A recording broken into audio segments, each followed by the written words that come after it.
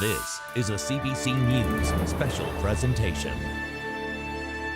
Windsor's location makes us a pretty unique Canadian city with the busiest international border crossing in North America, an evolving auto sector, and hard-working entrepreneurs and change makers shaping our city. There's a lot here to offer. But for years, the downtown core has faced challenges. It has the highest downtown office vacancy rate in all of Canada, one of the highest unemployment rates, and like other cities across North America, it's dealing with a mental health, addictions, and homelessness crisis. As our neighbors in Detroit have made a profound comeback, there's a push for Windsor to bring its downtown back to life. The mayor and council passing a multi-million-dollar revitalization plan, saying that Windsor stands at an inflection point. Tonight we'll explore what it will take for this area to flourish, if those plans that council approved will lead to change, and what success could look like here in downtown Windsor. Welcome to CBC Windsor News at 6, our special downtown version. There will be a lot of talk tonight about the future of the core, but before we do that, the CBC's Jennifer LaGrassa with how we got here. European people, when we start, we never give up. Yubitsa Chayan's convenience store has survived 25 years on Olette Avenue. Her doors stayed open as others closed. I remember time what they said when Windsor was booming, actually. The tape holding together her storefront windows shows the struggle today. For years, community advocates have tried to turn things around. What our vision is that downtown's a good place to grow up and a good place to grow old. Wonderful Windsor, wonderful town. Windsor's a wonderful town. Local history expert Mary Lou Gillison says downtown has good bones. Even around 1895, 1900, Windsor was really opening up. And that's also because you had many successful businesses and large corporations coming in and putting their money in. And that's where you see a huge influx of people moving to the area. There were a significant number of shopping areas. There were a large number of jewelers. There were a very large number of places you could go and have lunch and chat, and they were affordable. You could have a nice cup of coffee. By the 1950s and 60s, they were actually beginning to debate, does Windsor have enough space for this huge number of people coming in here? And then a decision that Gillison says forever changed downtown. The nail in the coffin was the opening of Devonshire Mall. Foot traffic started to drop in the 1970s. Decades later, moving the Windsor Spitfires to the suburbs, another blow. Border restrictions tightened after 9/11, hurting tourism. Then came the 2008 recession and COVID-19. All led to tight wallets, fewer people, and floundering businesses. We reach now, I think, the lowest point. But now a plan with a promise that Windsor will bounce back with big buy-in from the community. There's a reality to the situation. The invitation is people to participate in it, to not gripe and complain, but begin a hopeful imagination. And just like Chayan's storefront windows, she admits that her faith in downtown occasionally breaks. But she's held together by the knowledge that change is inevitable. No, nothing stays forever. Good time didn't stay forever, bad time doesn't go and stay forever. Jennifer joins us now live. Jen, you've spent a week meeting people around the city, and obviously there is a sense of hope around revitalization. What do you think keeps people so optimistic? Yeah, I really think, Meg, it's in those small moments that Windsor has that people can see its potential. So, for example, something that I heard a lot from people was the farmers market that happens right here on Pelisher Street on Saturdays during the warm months. A lot of people come out here. A lot of people come and they gather. They go out to the vendors. Those vendors, a lot of times, they end up starting businesses elsewhere in the city. And sometimes people will also wander out to the businesses around. They go to Maiden Lane, they go to Dog's Breakfast. So people can see that moment and the potential that has to spread across the city. Other things that people mentioned to me were, the Ford Fireworks brings large crowds here, as well Capitol Theater whenever there's events that happen there. So I think those little times give people hope for really what the downtown can be for them. Absolutely. Well, thanks so much for that, Jen, and thanks so much for your hard work on this project. Lots of details in that 7-point revitalization plan. The CBC's Chris Ensing with a deep dive into what the plan entails. This plan to fix downtown has 3 key themes, and that's to improve the image of the core, make people who work and live here feel safe, as well as connect people with supports for mental health and addiction issues.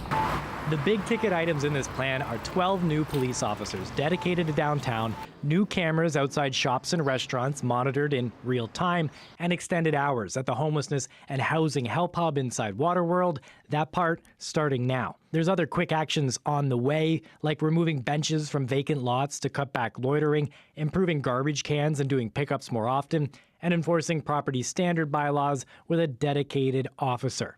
This plan calls for a vibrant downtown with plans to make it easier to hold events on streets and promote spillover into businesses. It calls for more lighting and better streetscaping to help build foot traffic. The plan wants to encourage pop-up shops at places that are empty and review incentives so developers convert vacant buildings into housing. The city is also offering up a pair of parking lots that can be developed for residential units. A big chunk of this plan requires money from upper levels of government. Council wants the province to pay for 3 different police teams: the nurse and police team, the mental health and addictions response team, and the mobile crisis rapid response team. Finally, the city says it needs to share stories of the people who live and work downtown, aiming to build a stronger sense of community in the core.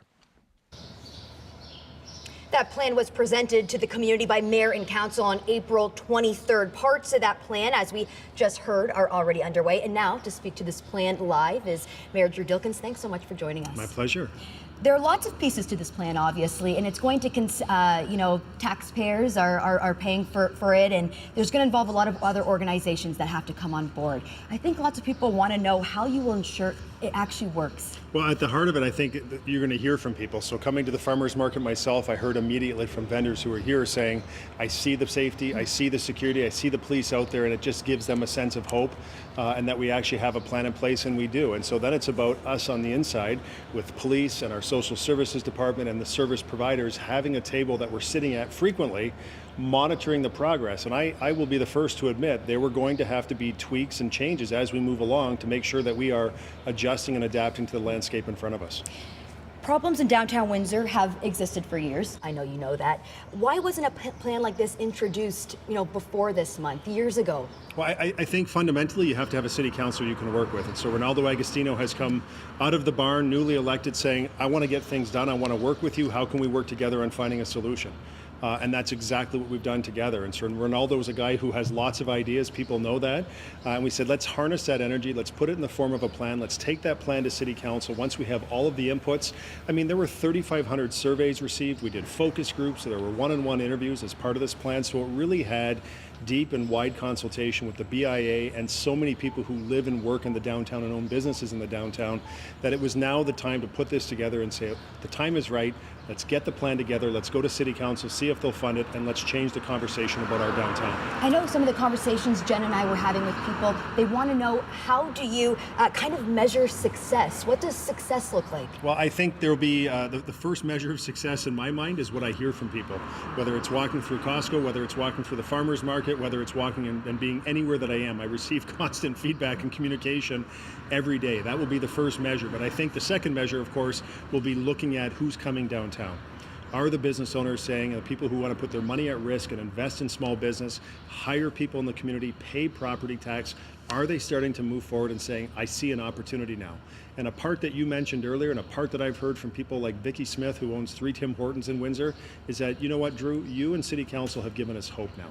I know you understood the issue. I know mental health and addiction is a complex issue, but you've given us hope putting this plan together.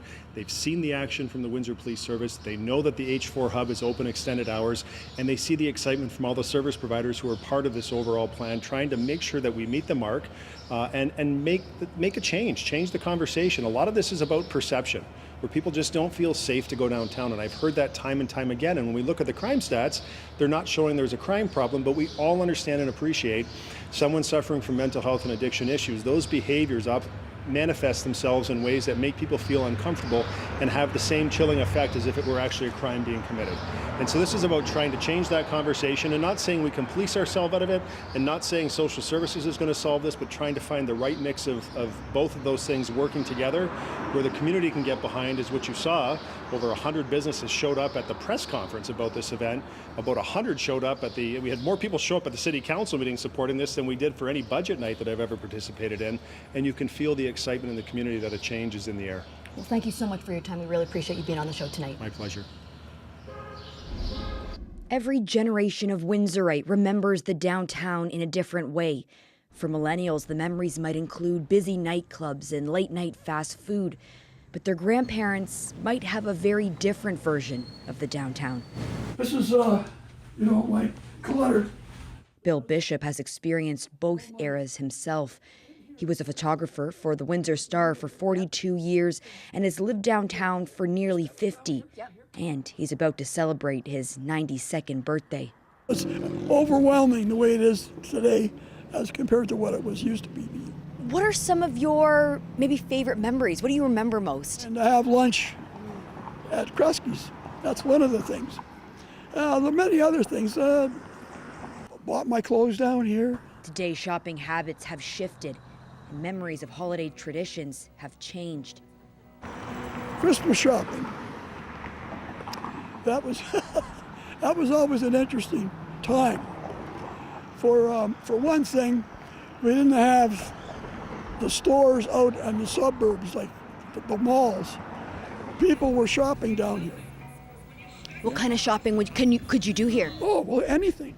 I mean, you had Kresge's, you had Woolworths for the small stuff, and you had the Lazar's furs, and you had, oh yeah. And the other thing too that I missed was the parades we used to have. Oh my goodness, May Day parade. All the regiments, not anymore. We see lots of boarded up stuff. Do you remember that back? No, it was busy. It was always busy down here. Does it make you sad? Yeah, it does. That happens.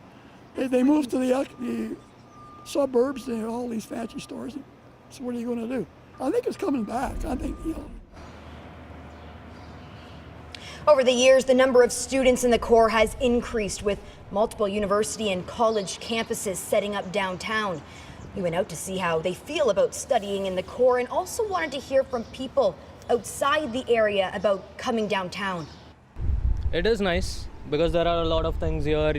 You have a few of the restaurants, you have clubs, you also have some bars where you can go and play pool and snooker. So it's great. Till now, I didn't encounter any kind of harsh issues or harmful scenarios. I work in a convenience store, but still some kind of homeless people will be coming and going, but no one tried to harm me. Well, I have mixed feelings about it. It's fun, but I do feel unsafe sometimes in the midnight or, when it's probably 10 o'clock in the night. And even though I have a car, but I literally feel scared driving down the lane, so I just avoid coming here. The lack of attention given to the people that are down there, it's been allowed to tailspin. Addictions through the roof, and anybody finds any reason to take something from you. Get back to not like it used to be, like grocery stores and men's stores and women's stores, It's probably been a few years now. I got lots of kids, so I try and stay away from that area. A complete reformation, something that would attract new businesses. There needs to be something that makes it safe. There isn't anything that's directed towards the people anymore. It's just kind of falling apart. As you heard, crime remains a concern for some people visiting and living down here. Windsor's police chief says the downtown is safe, but acknowledges there's a perception that it's not. That's what he hopes to change. Here are some recent crime statistics from Windsor Police to give you a glimpse of what's happening in the Corps. The highest number of reported crimes happened in the downtown Ward 3 area compared to anywhere else in the city. Last month, there were 64 reports of crimes against people, the bulk of those being assaults. That's down compared to the same time last year. There were also 194 reported crimes against property. Roughly half of those are theft, and that's also slightly down compared to April 2023.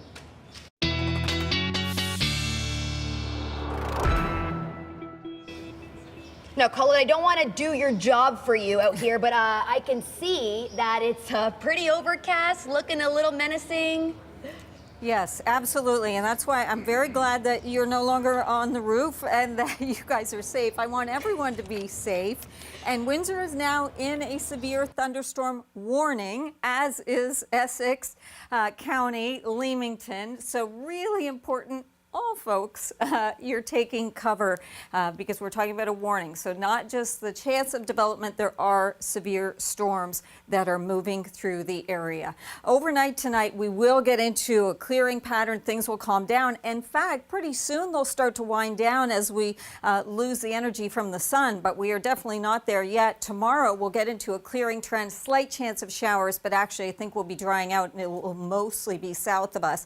Just showing you the temperature pattern. We are going to see some of those temperatures dropping as we've got these storms that are popping through, and just showing you the winds too, because with some of these thunderstorm cells, some of these winds have been gusting towards 50, and we could see wind gusts exceeding even 70 kilometers an hour. Some small hail as well, that potential there, and numerous lightning strikes. So here we are with the severe thunderstorm warning that has been issued just recently by Environment Canada. And let me pop those lightning strikes on here so you can see just what we're talking about. Prolific amounts of lightning through here, and that alone can be very dangerous. So everybody, you need to heed that warning with the severe thunderstorm warning. Always there is the risk of tornadic activity, although that's less of what I'm seeing with these particular storms. Still, it is a severe thunderstorm warning. See how things will kind of dry out and wind down as we get into the later evening hours. Still some cloud cover overnight and into tomorrow morning, and then we will see that recede as well. We get into sunshine, we get into a much drier, quieter, more stable pattern that will be coming our way, and it will stick around for several days. All right, let's just get ourselves there, right? 9 to 12 degrees, those overnight lows, 20 degrees tomorrow with that clearing trend, and then look what happens after that. Still a little below seasonal as we head into Thursday. Friday, mostly sunny. We get into those mid-20s, and that's what we're going to see as we head into the weekend. So let's get through this evening, and then some good weather ahead. Another 15 minutes, Colette, and we're out of here. Thanks so much.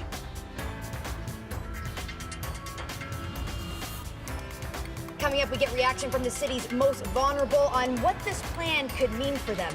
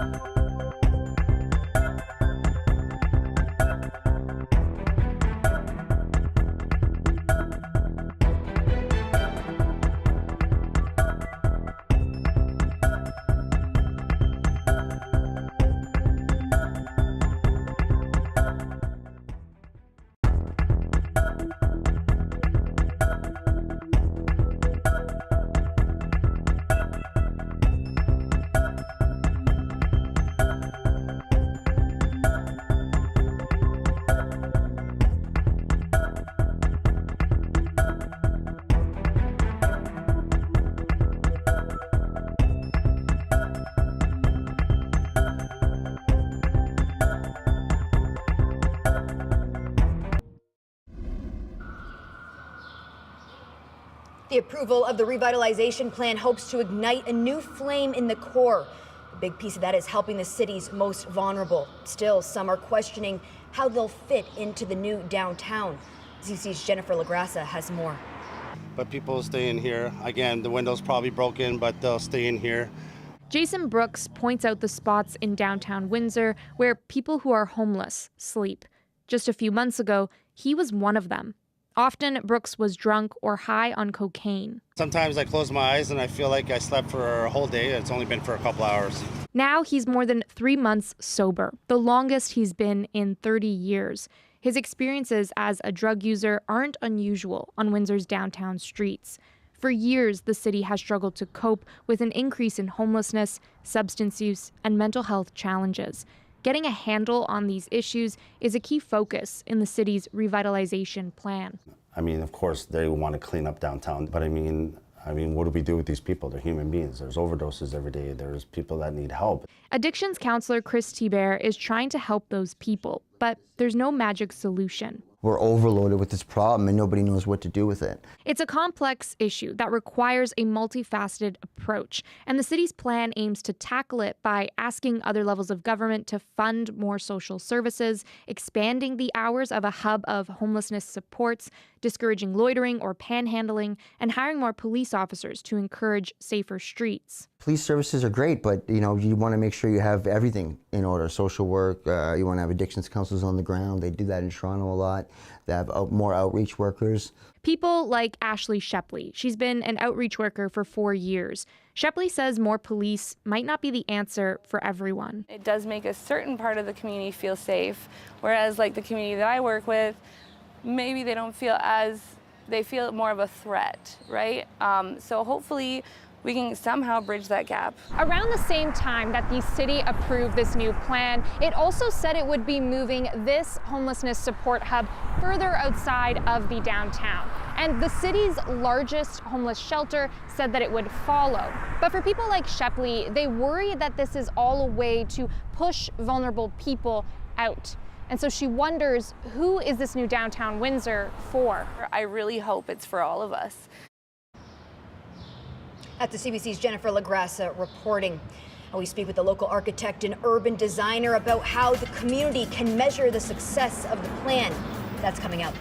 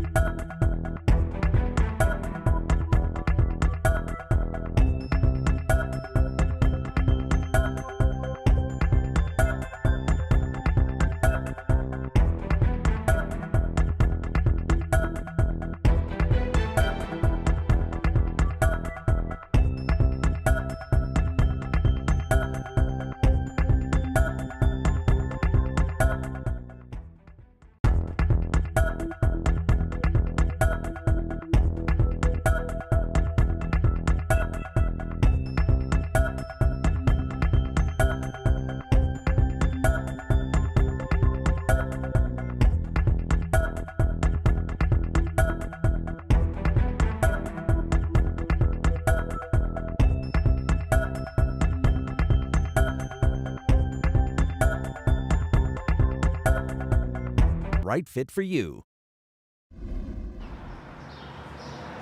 Before the commercial, we heard differing opinions on how people perceive the downtown. To get more reaction on the city's revitalization plan and how it may change the way people feel, we're joined by Dorian Moore. He is a local architect and he's an advisor with the University of Windsor's Center for Cities. How do you think this plan will change the future of downtown? Well, I think first off, I think it provides a framework for what we really need in downtown, which is more business and more people living downtown. Those are the keys to the revitalization, and those are the keys to the success of the downtown. And I think the plan touches on 7 areas, but I think those are the 2 key areas that we need to address. What would you add or change?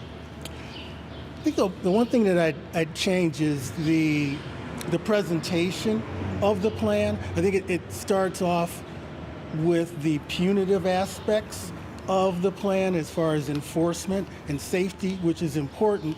But I would start off with the portion of the plan that I think is overlooked, which is the Windsor Stories portion, where we talk about telling the stories of the entrepreneurs and the people who are downtown making a difference.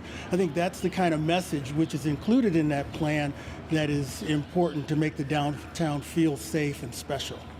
As the plan plays out in the coming months and years, how do you think the community can kind of measure success? What should we be looking for? I think we should be looking for more housing downtown, more people visiting downtown, and look for the kinds of businesses that sprout up when you have an active downtown.